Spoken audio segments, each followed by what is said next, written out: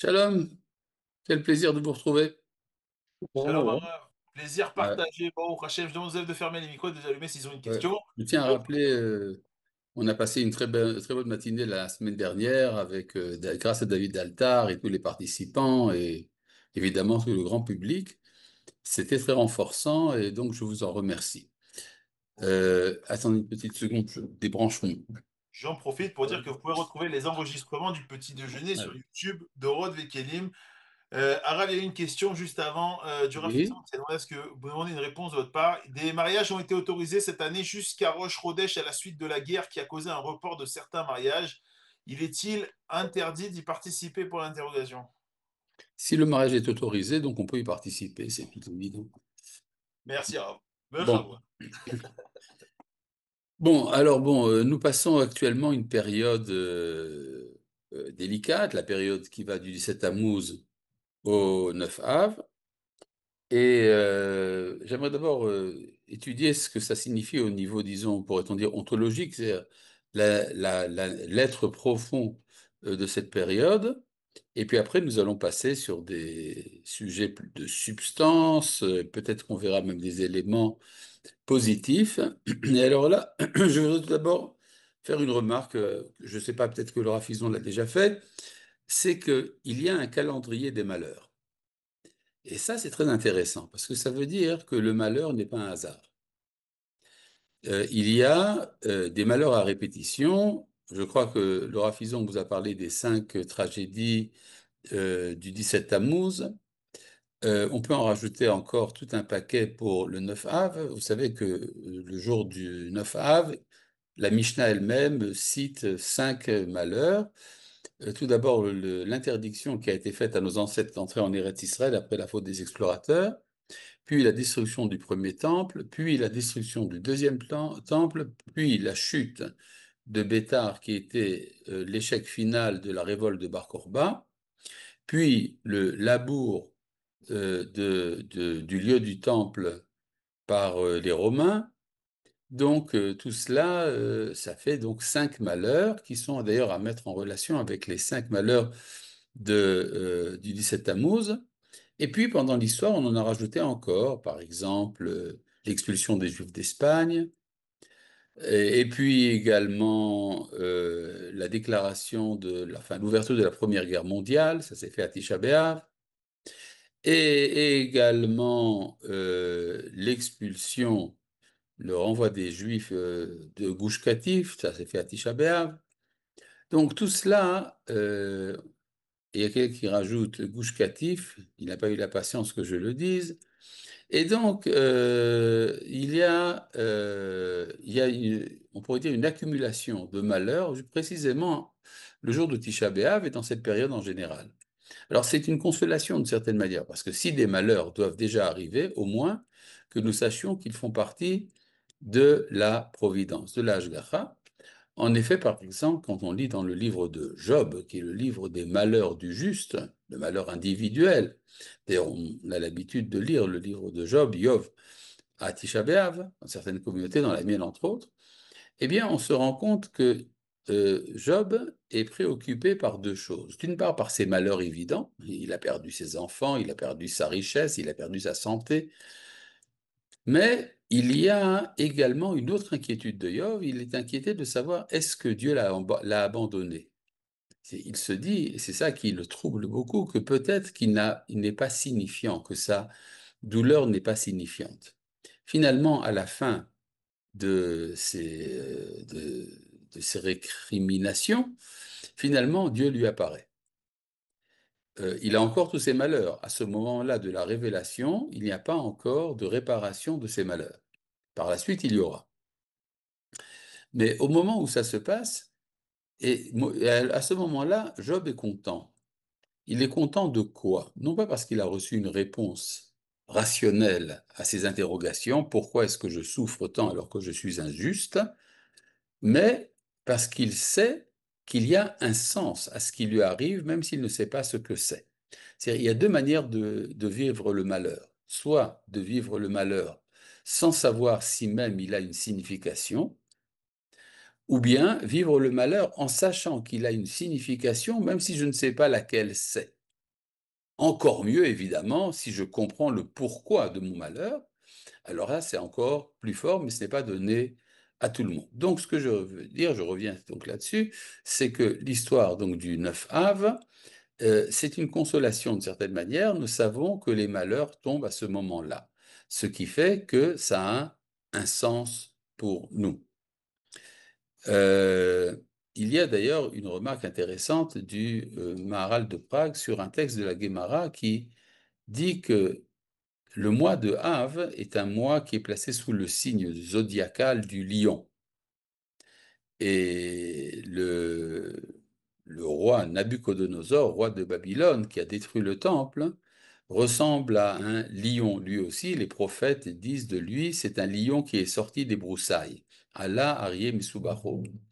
Et il s'est attaqué au lieu léonin qui est l'autel de Jérusalem. Il a écrit qui s'appelle Ariel, c'est-à-dire le lion de Dieu dans le livre d'Ézéchiel. Donc on dit c'est un lion qui est monté pendant le signe zodiacal du lion pour s'attaquer au lion. Et alors dit le Talmud, oui, mais viendra un temps où ça sera le contraire. C'est Dieu qui lui aussi est appelé lion, qui va, qui va amener ses enfants appelés lions, Israël est appelé un lion, pour rebâtir le lieu du lion.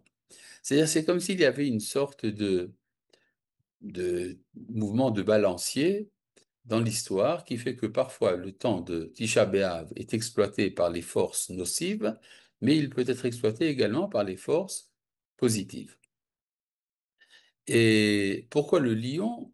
Le lion, c'est une bête violente.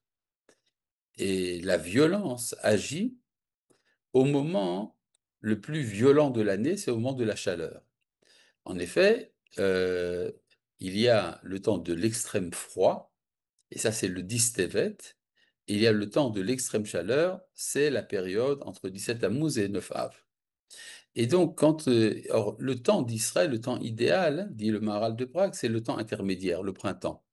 C'est la raison pour laquelle notre fête à nous, la grande fête d'Israël, se passe à Pessah, qui est le moment intermédiaire entre le grand froid et le grand chaud, entre deux manières donc d'attaquer Israël, soit par la froideur la froideur de l'hellénisme qui s'est manifestée, on ne va pas rentrer là-dedans maintenant, mais le Distévet, et la chaleur de la violence barbare des Babyloniens qui s'est manifestée lors de 9 Av, également la violence et la chaleur de la barbarie romaine à ce moment-là.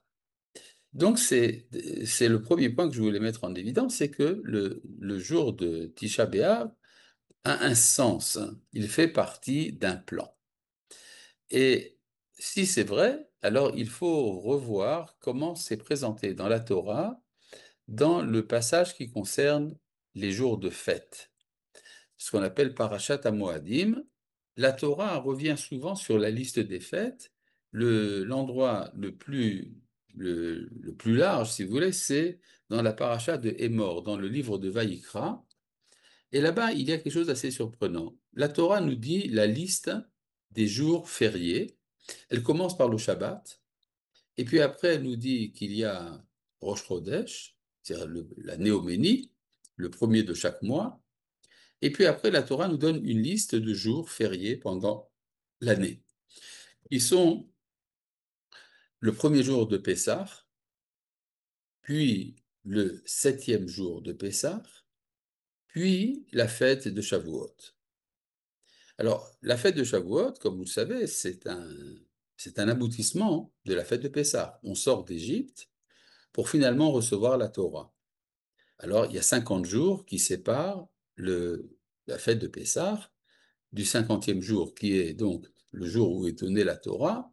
Mais en fait, tout cela, en fait, appartient à un même cadre. Et puis après, on saute vers l'automne. Et alors, nous avons Rosh Hashanah, Kippour, le premier jour de Sukkot, et Simchat Torah. Mais qu'est-ce qui se passe au milieu? Au milieu, nous avons cette période terrible qui est celle de Tisha B'Av. C'est comme s'il y avait un moment où il y avait un saut. C'est-à-dire, il y a une abondance de présence de sainteté dans le temps depuis Pessah jusqu'à Shavuot. Ça reprend à Rosh Hashanah, mais au milieu, il se passe quelque chose. Au milieu, ça va mal. En effet, c'est également le temps où, après avoir brisé les tables de la loi, Moshe reste au pied de la montagne, dans sa tente, pendant 40 jours, et pendant ce temps-là, il prie pour le peuple d'Israël pour que lui soient accordées à nouveau des nouvelles tables. Et le premier donc du mois de Elul, il remonte et redescend le jour de Kippour avec les deuxièmes tables. Mais au milieu, il y a un espace.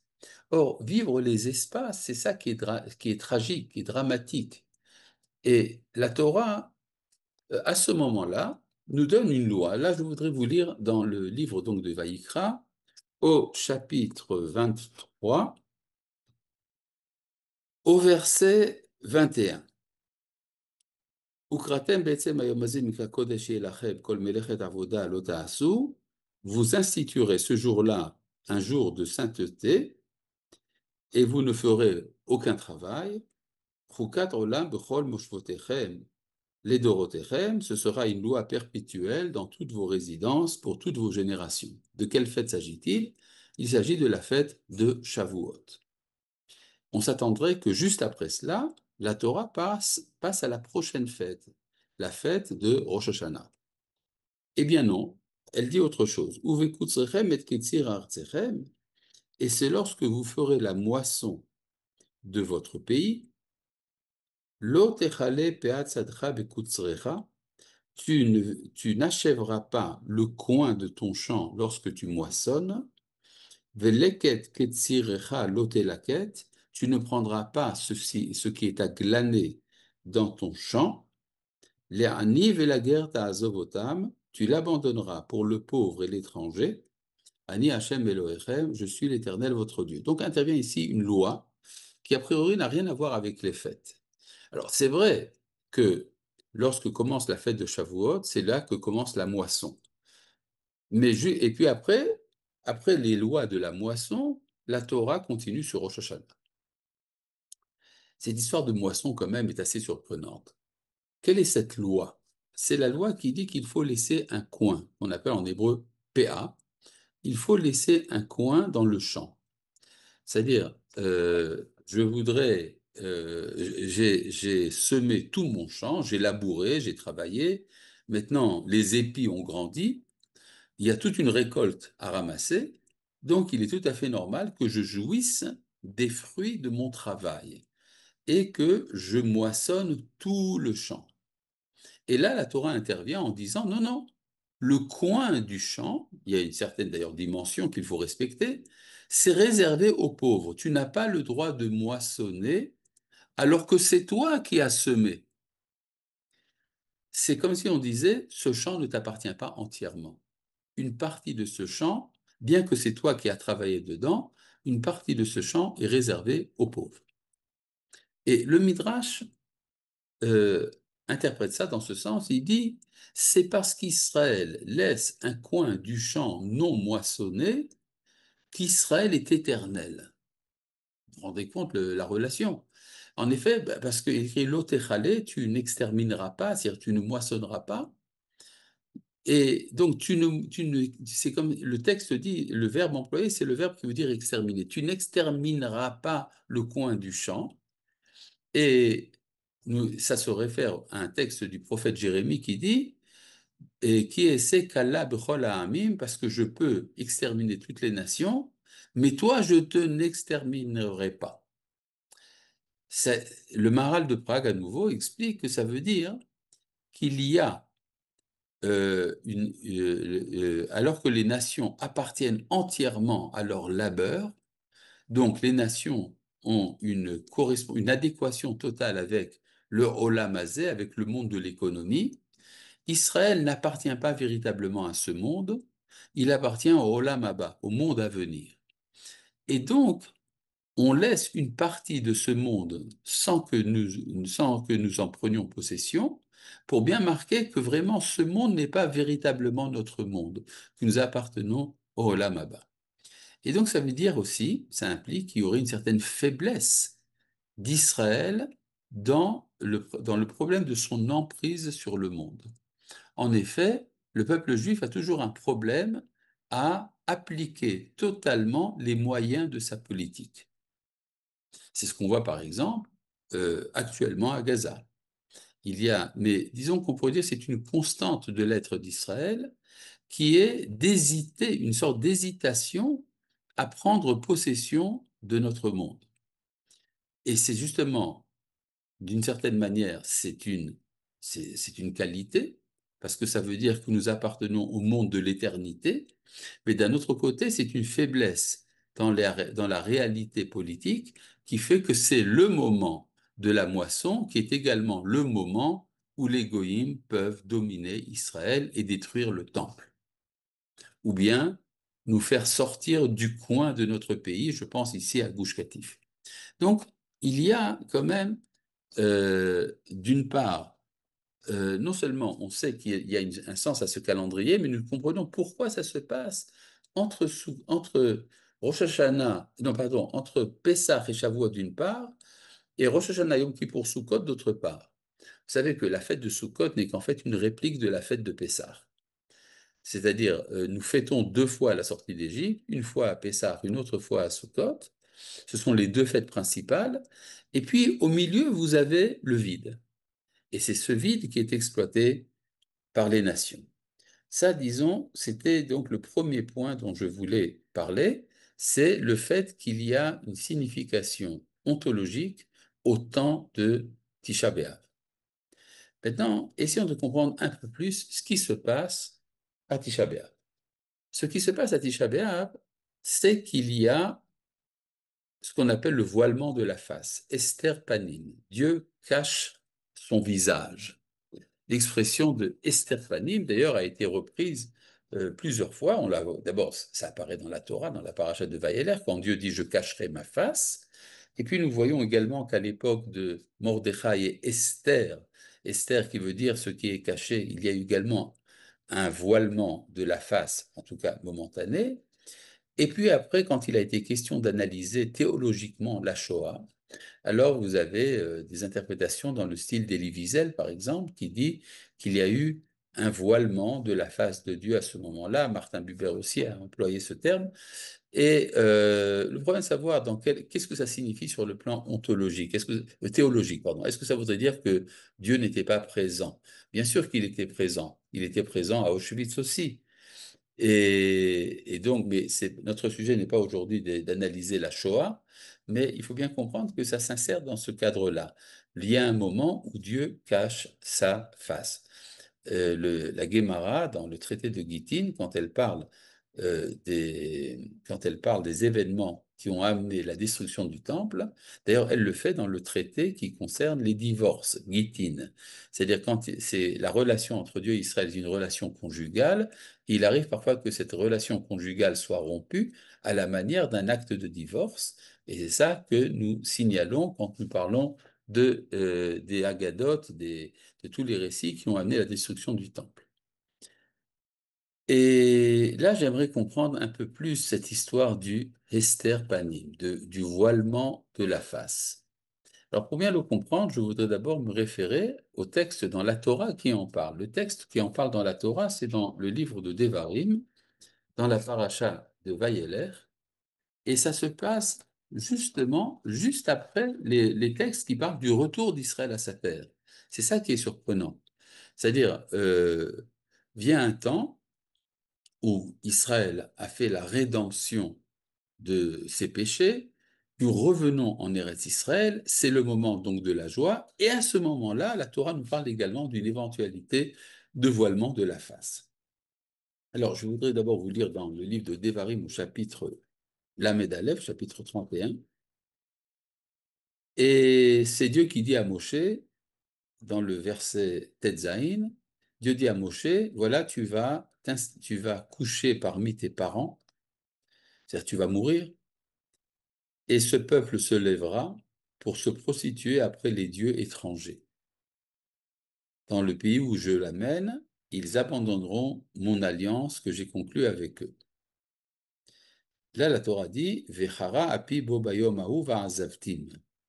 Ma colère s'emportera contre eux en ce jour et je les abandonnerai. Je cacherai ma face, l'istarti panaï même, je cacherai ma face d'eux. Vaya lechol, ils seront dévorés. Umtsaour haot rabot vetzarot.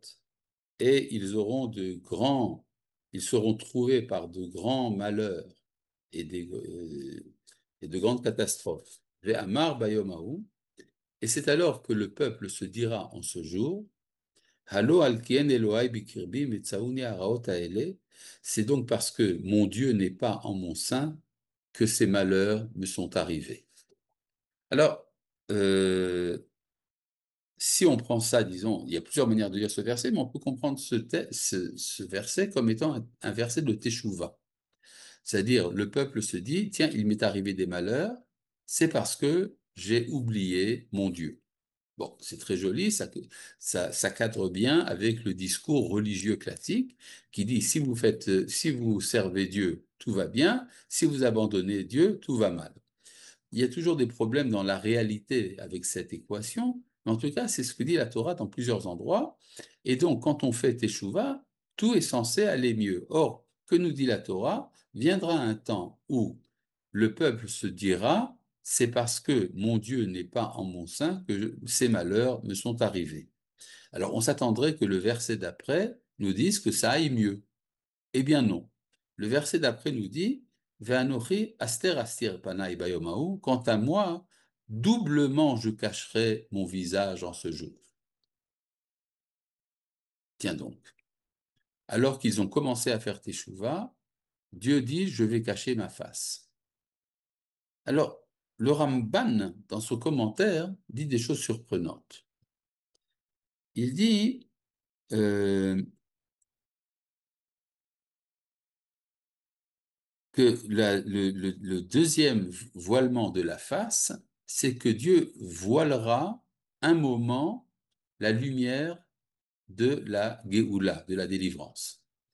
C'est-à-dire qu'il y aura un début de délivrance, et puis après, il y aura quand même un voilement de la face. Ah bon? Pourquoi? Ben parce que la première teshuva, dit le Ramban, la première teshuva que fera le peuple, quand il dira c'est parce que Dieu n'est pas en mon sein que m'ont trouvé ces malheurs, ce sera une teshuva sans vidouille. Et donc il faudra qu'il y ait un deuxième voilement de la face pour qu'il y ait une teshuva associée au vidouille. Vidouille, l'aveu de sa faute. C'est-à-dire le jour de Kippour, tout le monde le sait, on fait plusieurs fois le vidouille, c'est-à-dire que on fait la liste des péchés que l'on a fait et on l'a dit. J'ai fait telle et telle chose, j'ai fait telle et telle chose, etc. Ça fait partie de la teshuva. Or, dit le Ramban, il y aura une génération qui aura fait teshuva sans faire le vidouille, et donc il faudra qu'il y ait à nouveau un voilement de la face pour qu'il fasse le vidouille. Cette explication est surprenante. Si déjà quelqu'un fait teshuva, alors on peut supposer qu'il fera le vidouille, en tout cas pas une génération entière. Je pense qu'il faut comprendre ça autrement. Il faut comprendre ça que la première teshuva, c'est le sionisme. Le sionisme politique, le retour à la terre d'Israël. C'est explicite dans la paracha de Nitzavim, quand il est question là-bas du retour d'Israël, c'est lié au retour à la fois à Dieu et au retour à Eretz Israël. Mais, comme on le voit de nos jours, le sionisme politique fait teshuva, sortir de la galoute est une forme de teshuva, sans aucun doute, mais sans la référence au créateur du monde. Et c'est ça, donc, faire teshuva sans bidouille. Et donc, le deuxième voilement de la face, c'est ce qui permet de reprendre conscience, de prendre conscience de la nécessité de se connecter à Dieu. On peut peut-être imaginer qu'une partie des malheurs qui nous arrivent fonctionne de cette manière. C'est-à-dire, il y a aujourd'hui une reprise de conscience juive très profonde de la société d'Israël à la suite du voilement de la face. D'ailleurs, je ne sais pas si on a raison de le faire, mais on le dit quand même, que les événements du 7 octobre sont des événements qui nous rappellent la Shoah. Il n'y a évidemment pas de proportion entre les deux malheurs. La Shoah est inimitable, Baruch Hashem. Mais il y a quand même ce sentiment que quelque chose manque dans notre identité, et c'est ça donc le vidouille dont il est question, qui doit apparaître à travers les malheurs qui interviennent même au temps de la Géoula. Continuons. Il y a une idée qu'on trouve chez les kabbalistes qui est que notre monde n'est pas un monde sur une page blanche, mais qu'il est construit sur un monde antérieur et que ce monde antérieur a été détruit. C'est l'éclatement qu'on appelle la brisure des vases, en hébreu, Shevirat Hakelim. C'est-à-dire, il y a à l'origine des êtres, il y a eu un moment dans la création du monde où il y a eu une abondance de lumière, et cette abondance de lumière n'a pas pu être reçue parce que les réceptacles n'étaient pas aptes à recevoir cette lumière, et donc il y a eu un désordre originel, un tohu vavohu, un tohu bohu, qui est à l'origine du monde, qui est mentionné dans la Torah dans les premiers versets, et que nous devons réparer. Cela a une influence certaine sur les événements au cours de l'histoire. C'est-à-dire l'événement de la brisure des vases, de la Shevirat Hakelim, cet événement apparaît plusieurs fois dans l'histoire. C'est un événement à répétition. Et si vous voulez, c'est un peu ça qui se passe lors des malheurs de Tisha B'Av, lorsque sont brisés le premier temple, le deuxième temple et tous les autres malheurs. Là, je voudrais rentrer dans la liste, nous en avons parlé tout à l'heure, la liste des malheurs mentionnés par la Mishnah. Le premier étant que nos ancêtres ont reçu l'interdiction d'entrer en Eretz Israël. Surprenant. Pourquoi c'est un malheur? Alors que c'est ça qu'ils voulaient. Dans la faute des explorateurs, les explorateurs ont essayé de convaincre le peuple, et ils ont réussi, qu'il ne fallait pas entrer en Eretz Israël. Quelle est la punition? Eh bien, vous n'y entrerez pas. Bizarre. C'est exactement ce que voulait le pêcheur. Alors on lui dit, oh, tu as voulu pêcher, et ta punition, c'est que tu vas recevoir ce que tu voulais. Mais ça veut dire que quand on, quand on est puni de faire le péché qu'on voulait pas faire, qu'on voulait faire, c'est là qu'on se rend compte de la gravité du péché. Et donc, toutes les catastrophes de l'histoire commencent par le refus d'Eretz Israël. Je pense qu'il y aurait beaucoup à méditer là-dessus dans les communautés qui continuent à célébrer, si on veut dire, le jour de Tisha B'Av, alors qu'ils sont encore en galoute, alors qu'en fait, il y aurait tous les moyens de réparer cette faute. Le deuxième malheur, destruction du premier temple. Troisième malheur, destruction du deuxième temple. Quatrième malheur, la chute de Bétar. Cinquième malheur, le lieu du temple est labouré. Il y a en parallèle 5 interdictions le jour de Tisha B'Av. Il est interdit de manger, il est interdit de boire, il est interdit de se laver, il est interdit de mettre des chaussures. Plus précisément, le terme employé par la Mishnah, c'est la sandale, c'était la chaussure de l'été, évidemment. Et la cinquième interdiction, c'est le rapport conjugal qui est interdit, comme à Kippour, interdit à Tisha B'Av. Est-ce qu'il y aurait un rapport entre ces 5 interdictions et les 5 malheurs qui se sont produits? Je pense que oui. En effet, en quoi consiste le fait d'entrer en Eretz Israël? Nous entrons en Eretz Israël, tenez-vous bien, pour en manger les fruits. C'est ce que nous disons lorsque nous consommons des fruits d'Eretz Israël. Nous prions pour revenir en Eretz Israël et y manger ces fruits. Les chol mipiria velisboa mituva. Pour en manger ces fruits, se rassasier de son bien. Alors, vous allez me dire, oui, c'est tout à fait matérialiste. Non, pour la Torah, qui est une Torah monothéiste véritable, intégral. Les fruits d'Eretz Israël, c'est un contact que nous avons avec la présence divine, avec la Shekhinah. C'est un des commentateurs du Shulchan Aruch, le Bach, qui le dit. Rabbi Yoel Sirkis, Bach, c'est les initiales de Beit Hadash. Dans son commentaire du Tour, il nous dit que manger des fruits d'Eretz Israël, c'est se relier directement à la Shekhinah. Et donc, c'est ça dont nous avons été privés lors de l'interdiction d'entrer en Eretz Israël, et donc nous ne mangeons pas, parce que c'est ça qu'on voulait faire en Eretz Israël. Nous voulions manger. Et puis la destruction du premier temple, c'est la destruction de la boisson. Ah bon? Vous savez que l'époque du premier temple s'est caractérisée par le fait qu'il y avait des prophètes en Israël. Or, la prophétie est comparée à la boisson de l'eau. En effet, il y avait dans le temple une cérémonie qui consistait à amener de l'eau de la source de Shiloach et on versait cette eau sur l'autel de Jérusalem et dans le temple. Et, et pour cela, on faisait une grande fête. Il y avait une joie très grande quand on amenait cette eau. C'était à la fête de Sukkot. On faisait une grande joie et toute la nuit se passait avec des danses et des flambeaux que se lançaient l'un à l'autre les sages d'Israël.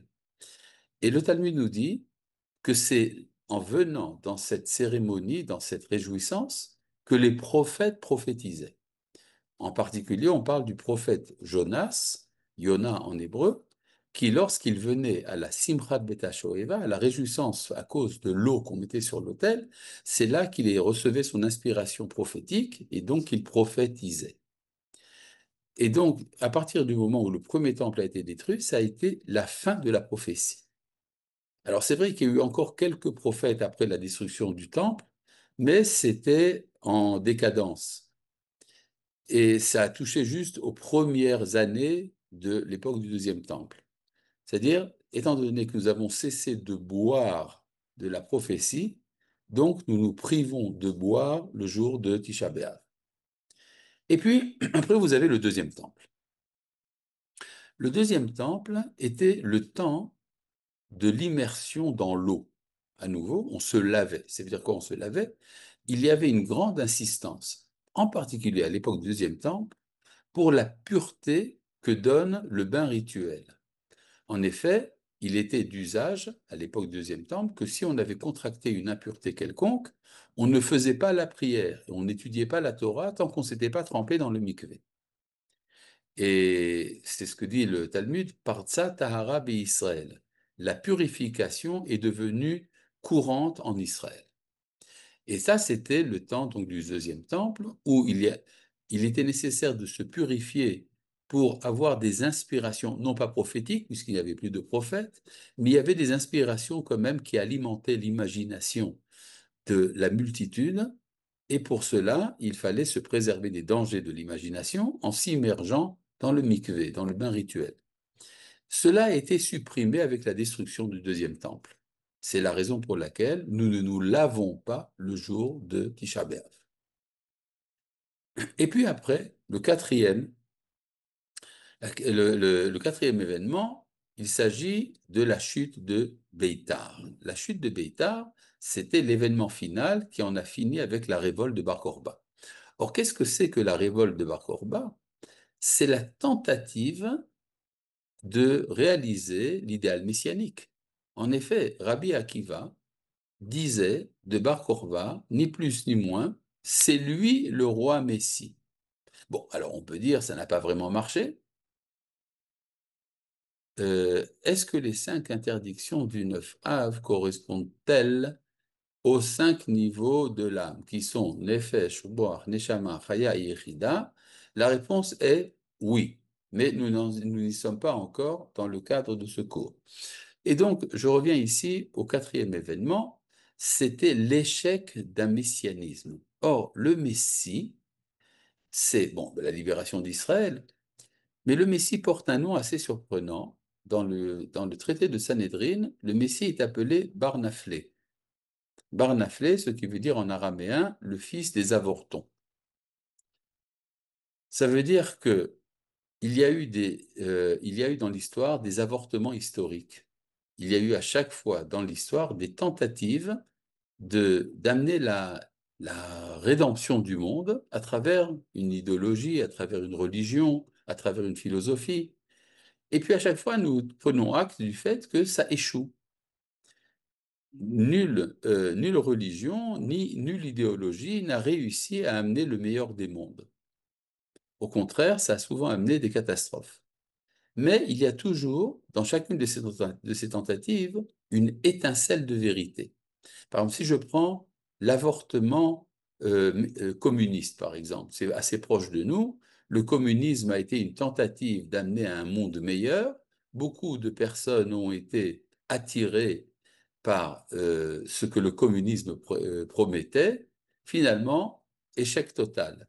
Mais il en est resté quelque chose, la sensibilité pour les droits des travailleurs. Et ça, c'est quelque chose, c'est un acquis important de la culture moderne. Donc, on peut dire dans chaque tentative, il y a quand même quelque chose qui peut être relevé. Et c'est ça le travail du Messie. Il est le fils des avortements de l'histoire. Bar Naphe, le fils des avortons. Et donc, à chaque fois qu'il y a une tentative messianique qui échoue, on peut dire c'est un avortement. Or, et ça c'est surprenant, dans le traité de Nida, quand il est question de l'impureté contractée, non pas par une naissance, mais par un avortement.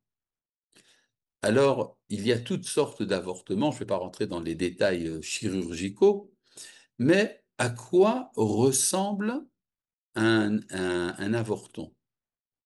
Le Talmud nous dit, ben, il ressemble à une sandale écrasée.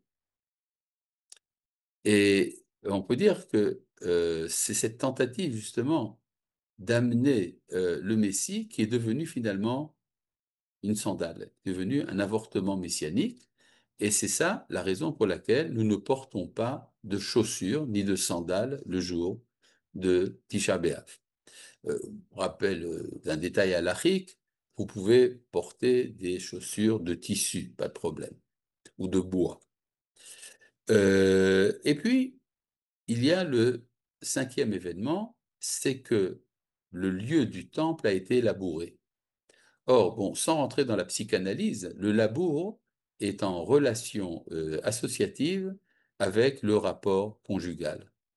C'est comme si Sion avait été labouré par d'autres que son amant.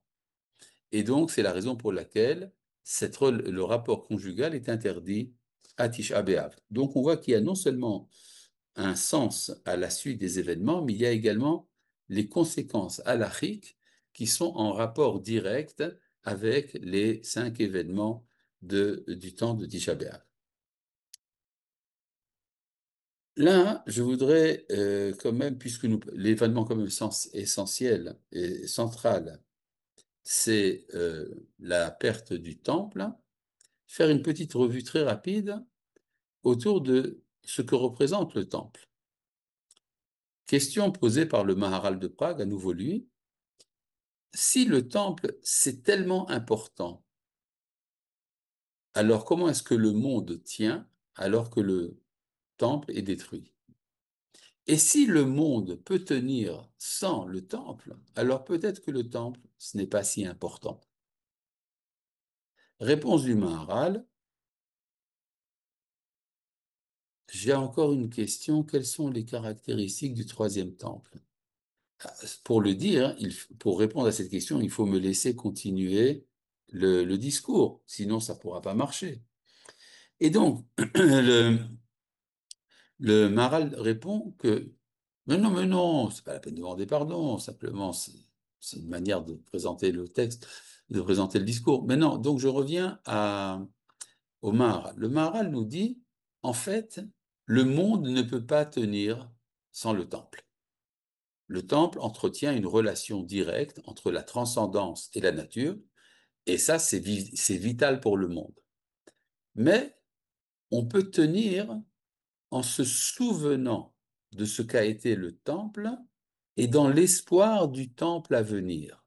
C'est comme si on faisait un saut entre deux falaises. Alors, on peut, disons, faire tirer son énergie de la première falaise et tenir le coup grâce à la falaise qui vient, même si au milieu, il y a un vide. Et donc, en fait, s'il n'y avait pas l'espoir du troisième temple, alors on ne pourrait pas arriver au troisième temple, le monde ne pourrait pas tenir. Maintenant, il y a quand même une différence entre le premier, le deuxième et le troisième. Le premier temple était ce qu'on appelle la sainteté du collectif, la Kedushat HaKlal. En effet, la présence de Dieu était manifeste dans le temple de Jérusalem et cela a entraîné une puissance énergétique très forte qui a été également la cause de très grands péchés. Et donc, il y avait à la fois des prophètes, mais il y avait également la prostitution dans les temples, il y avait la Avodazara, il y avait l'homicide. Donc, pour pouvoir en finir, il a fallu supprimer la prophétie, supprimer la présence de la Shekhinah, ce qui fait qu'il y a, dans l'époque du deuxième temple, on a perdu ce qu'on appelle la Kedushat HaKlal, la sainteté collective, mais on s'est concentré sur une petite lumière, la sainteté individuelle. En effet, il est surprenant de voir que lors du deuxième temple, il n'y a plus de problème de paganisme en Israël. D'ailleurs, il y a une chute du paganisme dans le monde entier à la suite de la destruction du premier temple, ce qui va donner la naissance des philosophes, des religions, des idéologies, etc. Il y a une réduction de la puissance divine, mais il y a une ascension de la moralité individuelle. Donc on peut dire qu'on passe entre le premier temple et le deuxième temple de la Kedushat HaKlal à la Kedushat HaPrat, de la sainteté de la collectivité à la sainteté de l'individu. La sainteté de l'individu a également ses problèmes, parce que si moi je suis un tzaddik et que toi aussi tu es un tzaddik, nous allons rentrer en rivalité. Et, et avant le Mishkan et le temple, il n'y avait pas de souvenir. Si, il y avait le souvenir du temple céleste, mais qui est antérieur à la création du monde. Et puis donc, le deuxième temple est détruit à cause de la sinat rinam, à cause de la haine qui habitait la société, qui venait justement d'un excès de sainteté individuelle et d'une inconscience de la valeur du klal. Ce qui fait qu'on en est arrivé à une guerre civile. Vous savez que lorsque Titus arrive, Titus et Vespasien font le siège de Jérusalem, l'armée romaine est à l'extérieur des murailles et les Juifs commencent la guerre entre eux. Il y a trois armées à Jérusalem. L'armée de Yochanan de Gushchalav, l'armée de Elazar ben Shimon et l'armée de Shimon bar Giora, qui se font la guerre l'un à l'autre, qui s'envoient des balistes, des rochers l'un à la tête de l'autre, qui brûlent les magasins d'aliments des autres, et les Romains n'ont rien à faire, ils attendent à l'extérieur avec patience que les Juifs finissent de s'entretuer. C'est-à-dire que quand on dit que le temple a été détruit à cause de la haine, c'est pas simplement une affirmation mystique, c'est une réalité sociologique, tangible, dont nos ancêtres ont été les témoins. Et donc, pour que tout tienne, il faut en arriver au troisième temple. Or, je voudrais rappeler ici une équation mathématique. 1 plus 2 égale 3. C'est-à-dire le troisième temple, c'est la synthèse réussie, c'est pour ça que ça prend tellement de temps à le construire, la synthèse réussie entre entre les, les leçons du premier temple et les leçons du deuxième temple.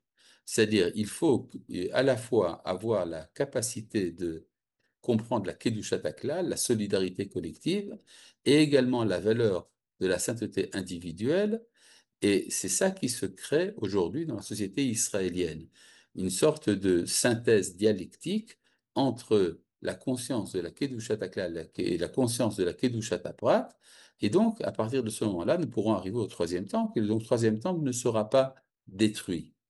Il y a d'ailleurs un texte intéressant des Baalei Tosfot d'Angleterre qui dit que le troisième temple tiendra pendant 830 ans. C'est un chiffre symbolique en fait, parce que 830, c'est 410 plus 420. 410, c'est le temps qu'a tenu 410 ans qu'a tenu le premier temple. 420 ans, d'après les Midrashim, c'est le temps du deuxième temple. Donc, si vous mettez ensemble le premier et le deuxième, ça vous donne le troisième, donc 830. Qu'est-ce qui se passe après 830 ans? Ne vous en faites pas. Ce n'est pas que le temple sera détruit, ça veut dire que le monde s'élèvera au niveau du temple. C'est-à-dire que le temple deviendra une donnée de l'universel. Ça explique également un point de halakha assez surprenant. Vous savez qu'il y a 3 prières par jour, la prière de Shacharit le matin, celle de l'après-midi Mincha, et celle du soir Arvit. Et la première a été instituée par Abraham, la deuxième par Yitzhak, la troisième par Yaakov. Et le Maharal de Prague, toujours lui, dit le premier temple nous a été donné par le mérite d'Abraham, le deuxième par le mérite de Yitzhak. Or, ça veut dire qu'il y a eu dans l'histoire, nous avons vécu au niveau collectif les identités d'Abraham et d'Yitzhak, ce qui fait que les 2 premières prières, Shacharit et Mincha, sont obligatoires. La troisième, qui correspond à Yaakov, correspond également au troisième temple. Or, la halacha dans le Talmud est surprenante. Elle dit d'une part que cette prière n'est pas obligatoire, elle s'appelle Tefilat Arvit. Reshut, c'est-à-dire la prière de Arvit, est facultative, mais d'un autre, et on peut comprendre pourquoi. C'est parce que l'identité Jacob n'a pas encore été vécue au niveau collectif par Israël, puisque le troisième temple n'est pas encore construit.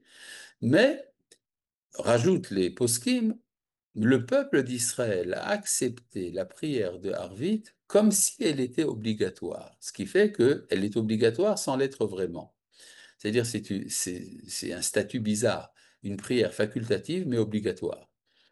Et c'est Manitou qui expliquait que ça vient ça exprime la foi d'Israël.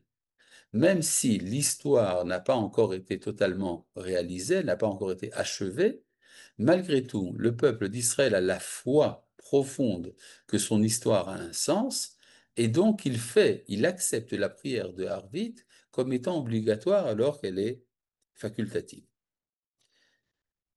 Dans la, dans la destruction du temple, il y a non seulement la destruction du temple, il y a également la perte de l'indépendance politique. Or, cette perte de l'indépendance politique ne s'est pas passée d'un seul coup. En effet, quand le temple est détruit, il y a encore une dynastie juive qui est présente à Jérusalem. Il s'agit des derniers Hérodiens. Je parle ici de Agrippa et de Bérénice, qui, même s'ils n'ont pas le statut de roi de Judée, résident à Jérusalem, qui est sous domination romaine. Et donc, on peut dire qu'il y avait encore un reste de royauté. Finalement, tout cela a été perdu, mais vous connaissez ce dialogue entre Rabban Yochanan ben Zakkai, qui sort de Jérusalem pour parler avec Vespasien, et qui obtient de lui une faveur. Cette faveur est que il va recevoir la ville de Yavne pour pour y déplacer le grand Sanhédrin, et également de recevoir une sorte d'autonomie politique qu'on appelle le Nassi. En effet, alors que le temple est détruit, alors qu'il n'y a plus de roi en Israël, il y a quand même un prince qui est à la tête des Juifs. Le plus grand d'entre eux, vous le connaissez, Rabbi Yehuda Hanassi, l'auteur de la Mishnah, qui possède un pouvoir politique reconnu par les Romains.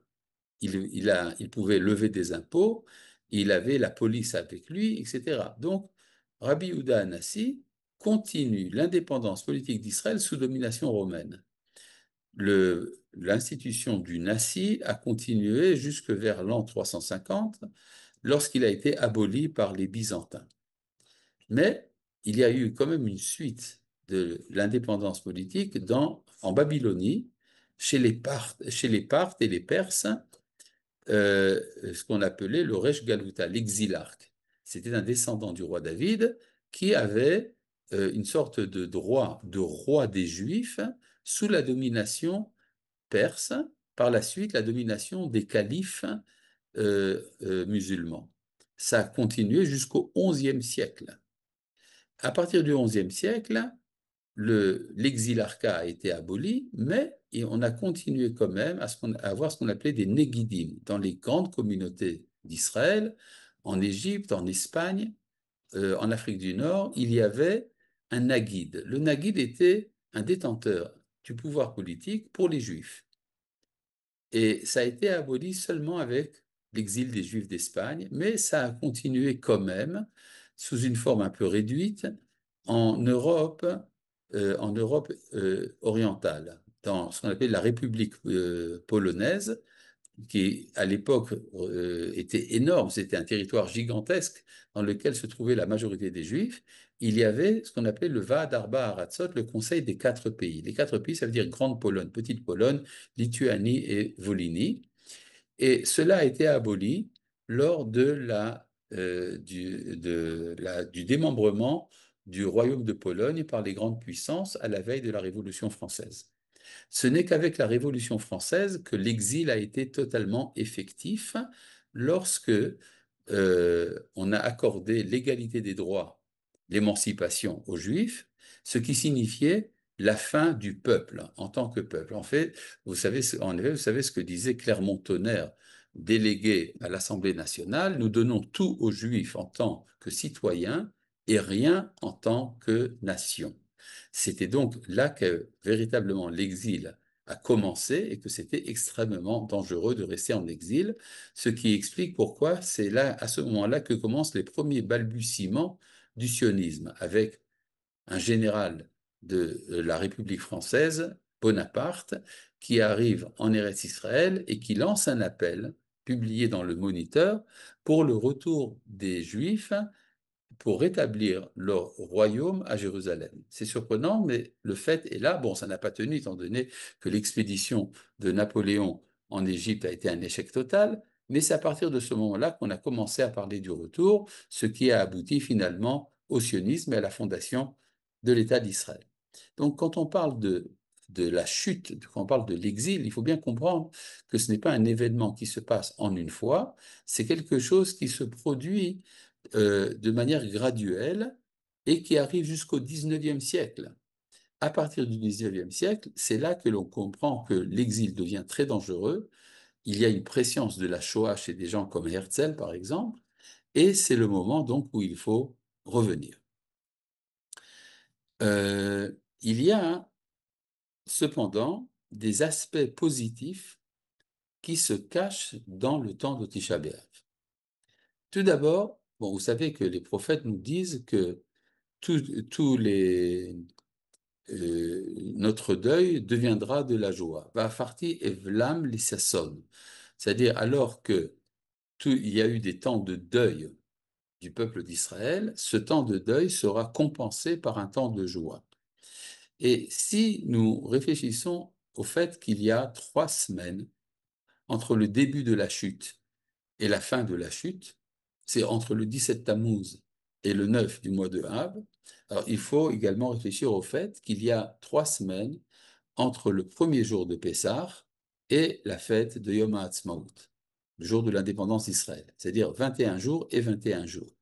C'est-à-dire, si la chute a pris 3 semaines, donc l'ascension prend 3 semaines aussi. Ce qui explique pourquoi nous vivons aujourd'hui ce qu'on appelle la libération de Nissan. Vous savez que dans le Talmud, il y a tout un débat pour savoir si la libération d'Israël aura lieu en Tishrei ou si elle aura lieu en Nissan.